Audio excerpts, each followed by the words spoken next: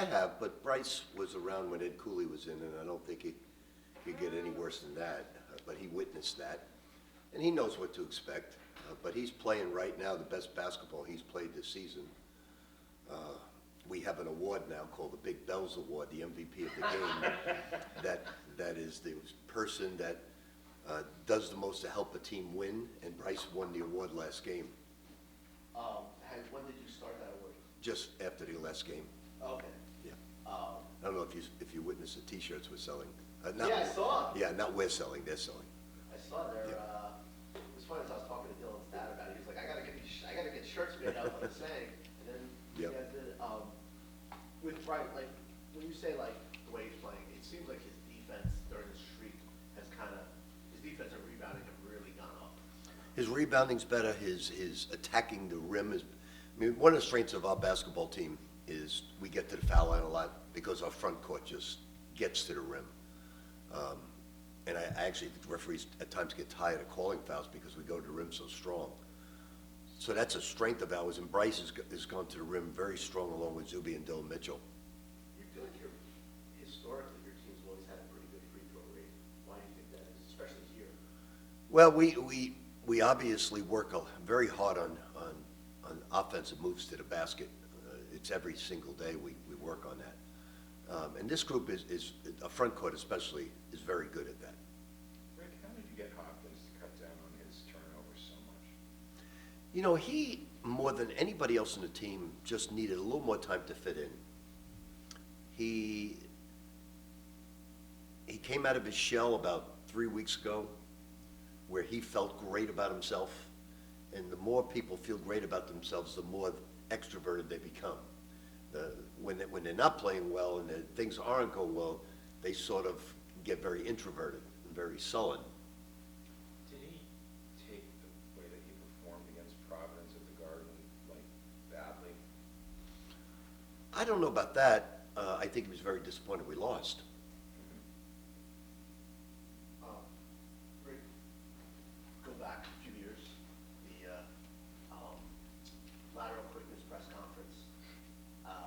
You guys are 39-4 in Big East play since that press conference. You hear that stat. I mean, that's got to be, even for you, who's done a lot of winning in your life, is that, I mean, when you think back to that press conference and it went viral and there was a lot of takes about it, and now to see what you guys have done in league play since. Well, I don't think that's the main reason. I think it is. I think sometimes when you get a message publicly about something, it probably has a lot more positive effect than you think on the guys in that room because they want to prove you that you're not slow laterally. Is it kind of a stunt, like, to hear that stat that you're 39-4? Yeah, I remind the administration often when they said something to me. Rick, when you are going against a team for a second time this season and your team has lost the first contest, is there a process that you go through about, like, is there a different process that you go through because it's a team that you guys did not succeed against? Well, we were up 9. Under 4 minutes, we had a nice lead, and we fouled the three-point shooter and changed everything. So, you do want to make changes whether you win or you lose because you want to make sure that you do things better the second time around and you cut down on your mistakes. This is one of the premier offensive basketball teams in our league. When you look at our league, the other night Marquette had Villanova beat at Villanova. If you watched the game, they had to beat them. Last night, Butler beat Creighton. Providence was up on Seton Hall. Connecticut was in a dogfight with Butler. This league, with the exception of UConn, we've been unable to blow anybody out. They're all dogfights. That's the way the Big East has always been. Now, Connecticut has quite a few blowouts against them, but the rest of us have been in dogfights, and I think that's a great thing. When you get in dogfights and you win, that helps you come tournament time because you're used to it. If you blow people out, and now you sub in the bench, get them some minutes, you don't really learn as much. But when you're in tight games like this, it's a great thing to have if you win. When last season, when it was your team and Richmond going to play against Seton Hall, like,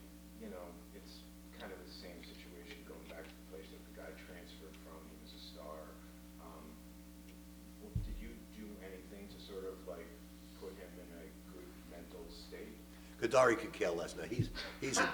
Kadari's a different cat altogether. Nothing bothers Kadari at all. So, Kadari is, he's void of emotions. It doesn't bother him. He just laughed about it, went out and had a great game, did his business, and just got dressed and went out. How about the fact that his first NBA field goal was a major? 3. I know, it's great. It's really great to see Kadari up there, Danis up there, Joel and Ledlam together. I've always felt this way. I don't think my legacy is 900 wins or 2 championships or Final Four. My legacy is the players prospering, and me as a coach to see St. John's players prosper like this is an awesome feeling. You buy tickets for the Garden next Thursday? I'm just trying to get through Providence right now, but I will be there, obviously. Rick, I'm not sure if you saw the comments. Mike Rapoli went on a podcast yesterday and said St. John should rip up your 3-year contract and give you a completely new one, and basically, give you the kind of deal to where make sure this is your last job. And he's confident they will do that they will. What are your thoughts on those comments? The first time I heard of it was when Father Shanley said something to you, I believe, Right. on groundbreaking. Outside of that, I haven't had any conversations. My agent deals with that type of stuff, so I don't have to deal with any of that stuff. I'm not making any plans to move anywhere or do anything. So if it happens, it happens. If it doesn't happen, it's not a big deal. Rick, are you saying that there are no negotiations going on? Not that I know of per se. I think that for the first time, my agent was spoken to yesterday. He told me he spoke with someone here from the university for the first time. I think there was some dialogue back when you all raised the question, but it didn't materialize into anything. But like I said, if it happens, it happens. I've got to focus on Providence, and then the rest of the game's not on anything to do with me. What does it mean, though, to hear Mike say that? Mike's been a great ally. He always says to me, how can I help you?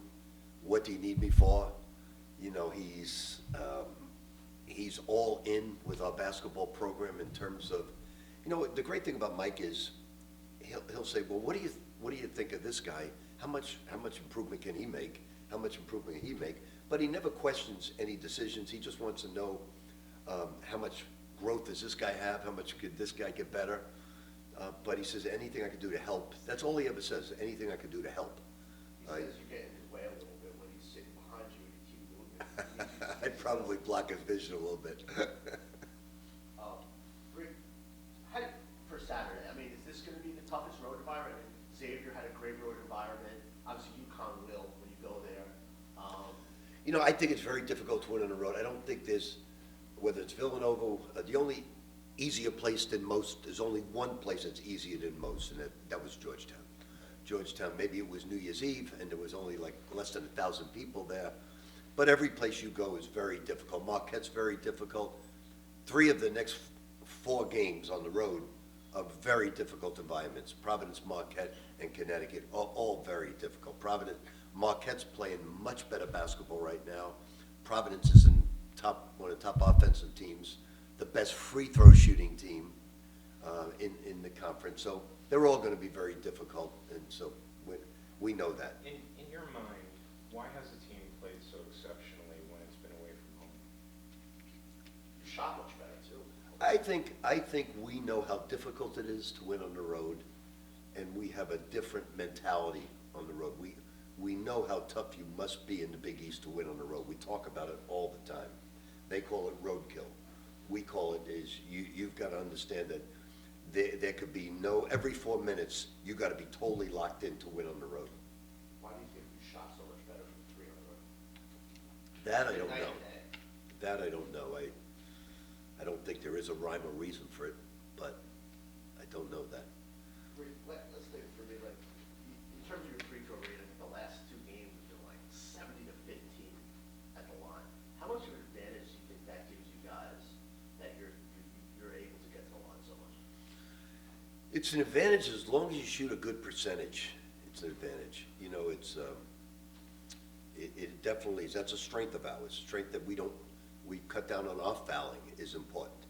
You know, if you make 11 threes and you give up 11 threes, it's not really an advantage.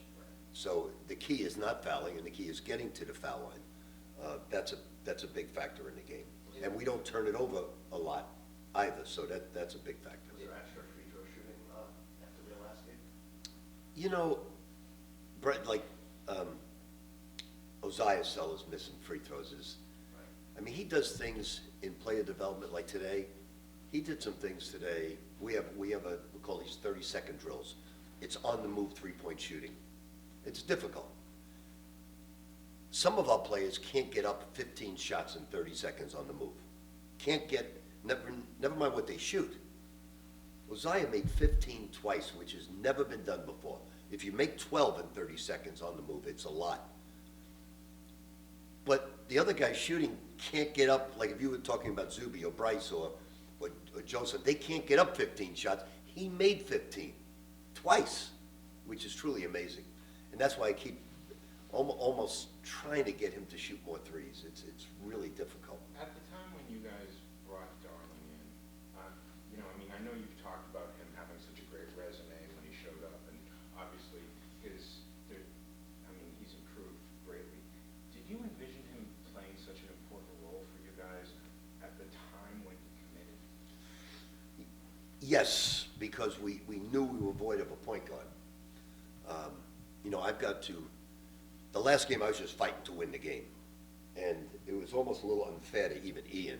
I needed to get Ian some more time, which I'm going to do at the 2-guard spot.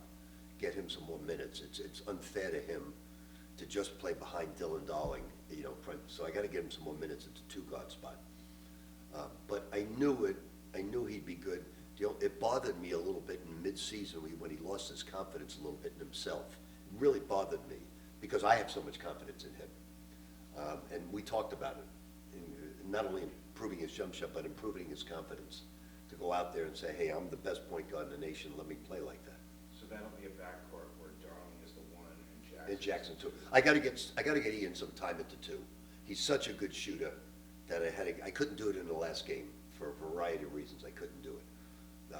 I needed defense, I needed rebounding, but I want to get Ian more time at the 2. Thanks, Coach. Okay. You guys kind of went through this last year with Kadari going back to Seton Hall. You know, it's obviously going to be a very rough environment for Bryce on Saturday. You talked to him at all about just not letting it get to him?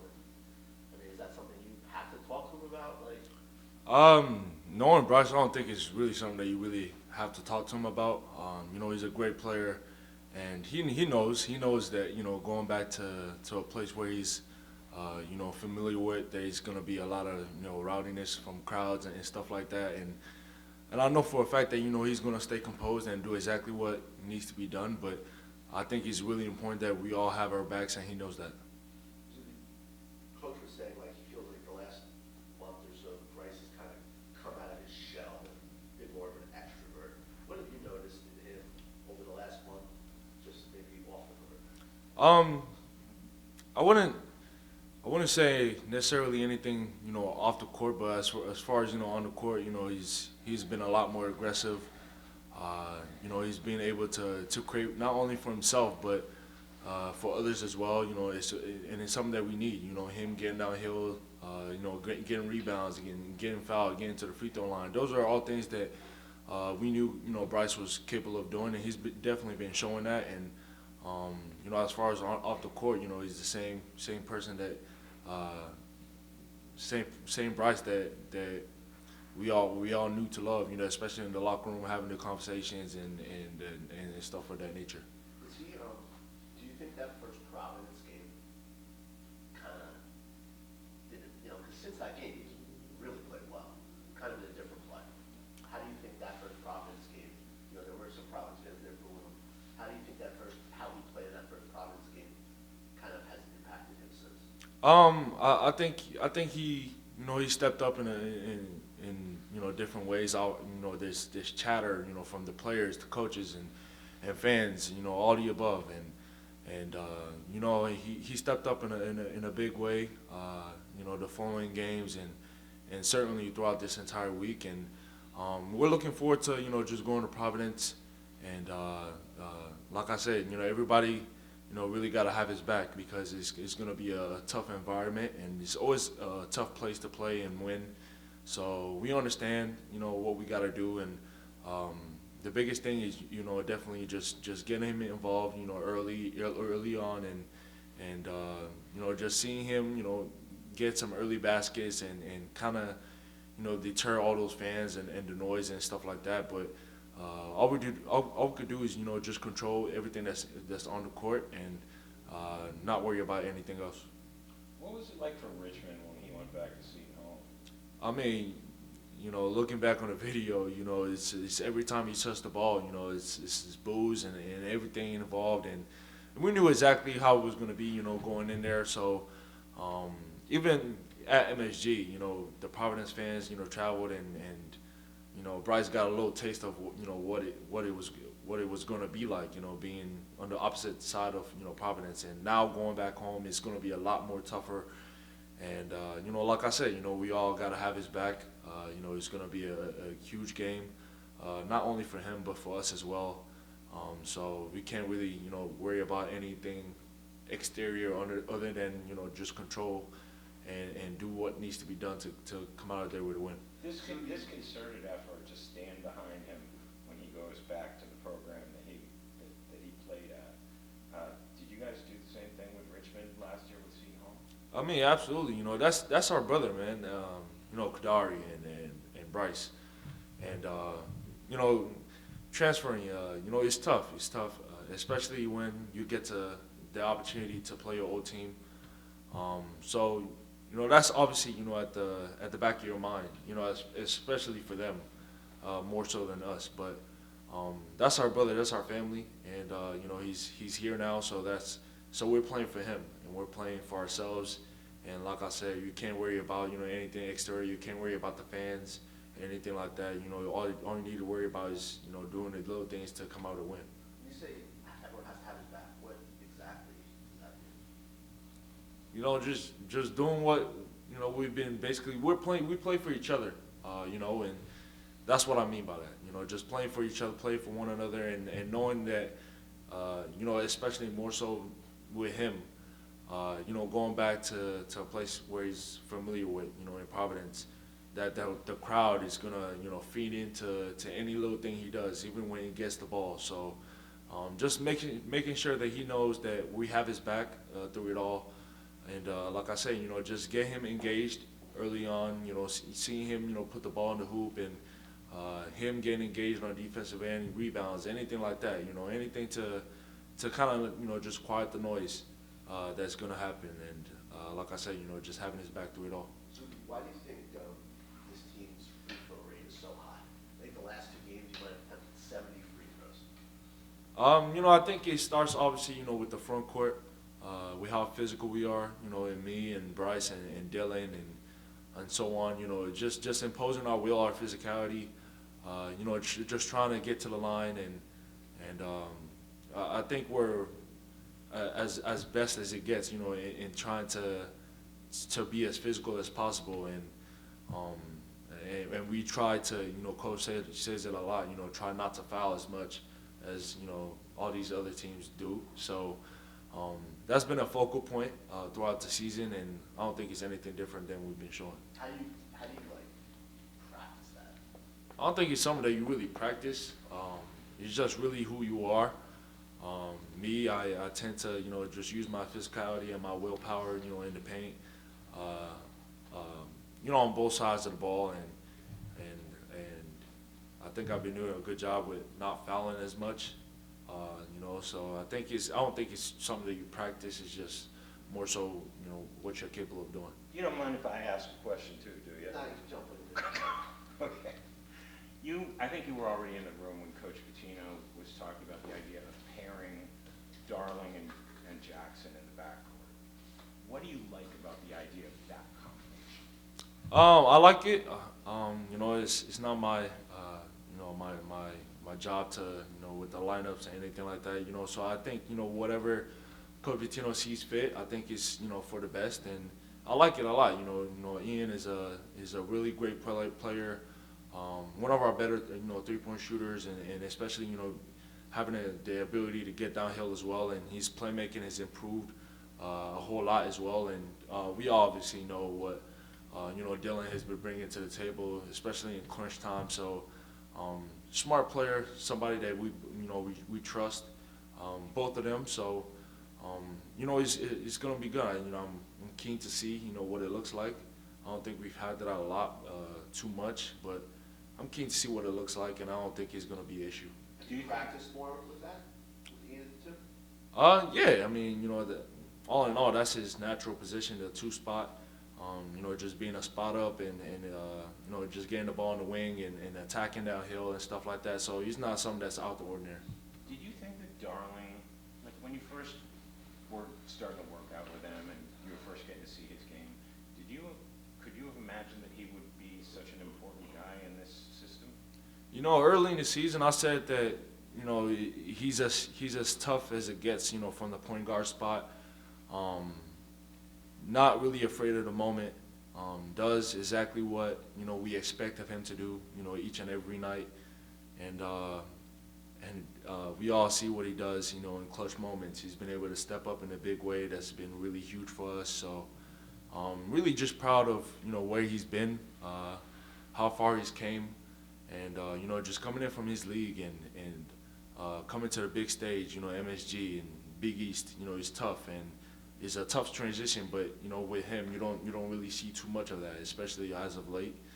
And like I said, a smart player, a great person to be around, off the court as well, and someone that we're definitely going to need, for the rest of the season. Talking about Saturday and was saying it's really important. Everyone has your back. We know it's going to be a real hostile environment for you. Hearing your captain say that, what does that kind of mean to hear? Support for everyone to kind of be there for you. Yeah, it means a lot just for them to have my back.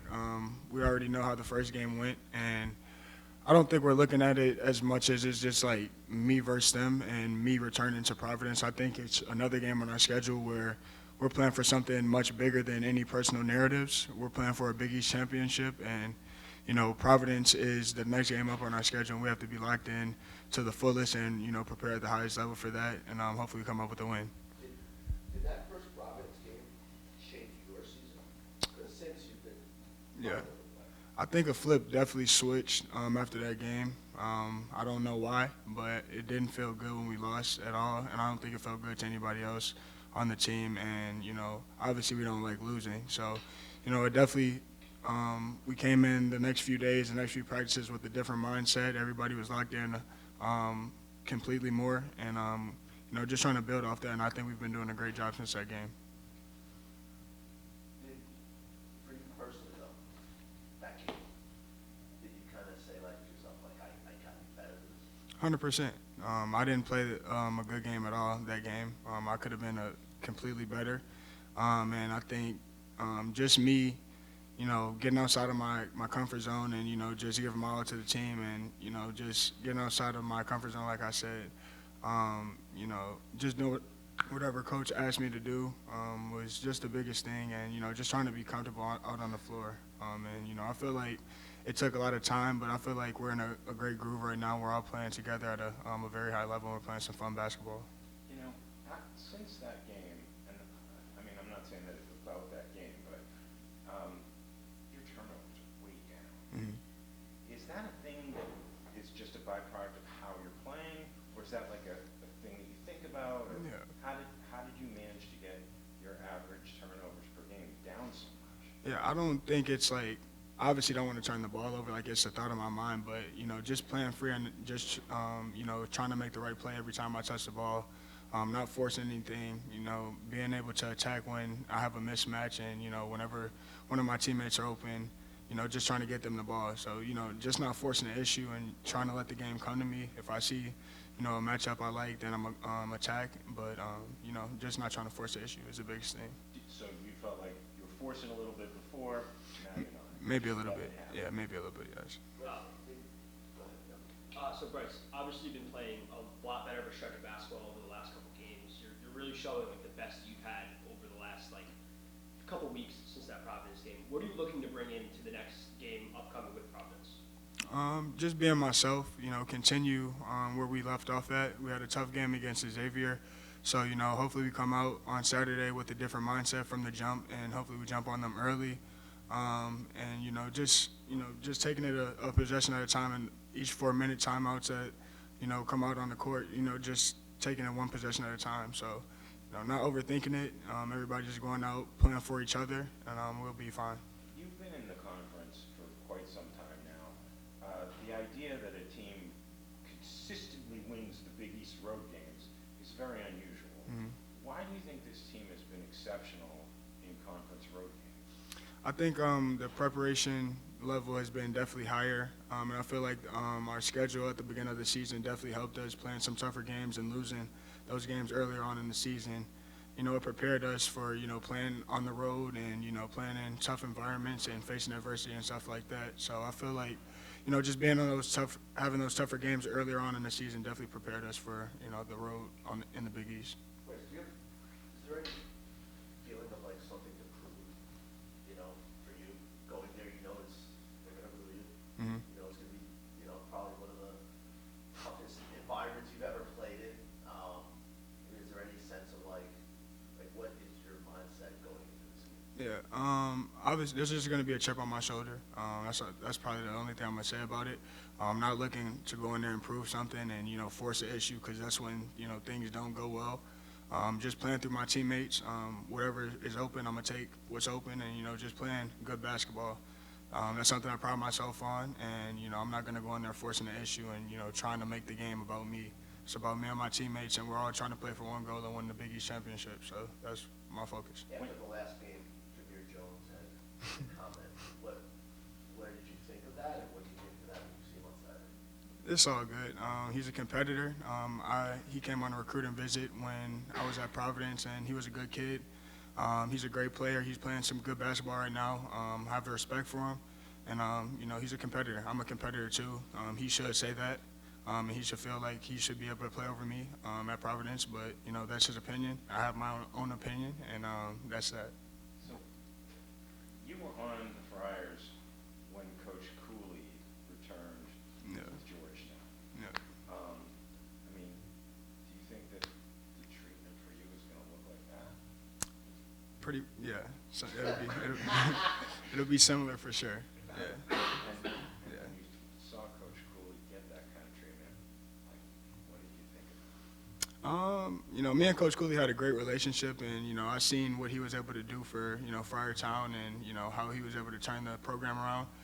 So it was kind of, sad to see how they treated him when they went back, but, it's basketball, and it's a part of the game right now. Coach Cooley did a great job while he was at Providence, and, I think they were just probably a little bit mad that he, decided to part ways from there, but, it's part of the game, and I'm looking forward to it. It comes with basketball, and, the decision for me coming here, that was my decision, and, I have to live with that, and it's part of the, whole situation. Bryce, why do you think you guys are so good at getting to the line? I think we're all physical. I think that's the biggest thing. We all practice every day, body-to-body contact. That's what Coach, harps on us about. When we drive to the basket, creating contact. And, I feel like our body types, me, Zuby, Dylan Mitchell being able to get downhill, and, create for himself off the bounce. We all can get downhill and, create contact. We're all pretty much athletic, and, we know how to use our body. All right, thanks, Bryce. Thank you for talking to us today. I'm sure you. No problem. No problem. Yeah.